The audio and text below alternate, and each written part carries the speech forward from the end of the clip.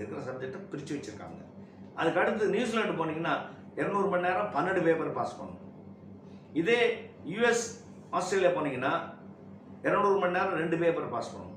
நீங்கள் வெளிநாட்டில் எங்கே படித்து வந்தாலும் இந்தியாவுக்கு வந்த பிறகு இந்தியன் லைசன்ஸை மாற்றினா தான் இந்தியாவில் ஏர்க்ராஃப்ட் நீங்கள் ஃப்ளை பண்ண முடியும்.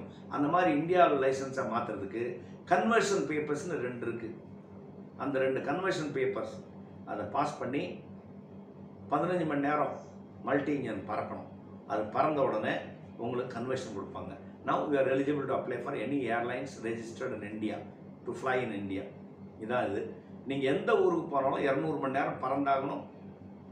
அவங்களோட என்ன ப்ரிஸ்டட் பேப்பர்ஸோ அது கிளியர் பண்ணி ஆகணும். பண்ணியாச்சுன்னா அதே மாதிரி medically you have to be fit.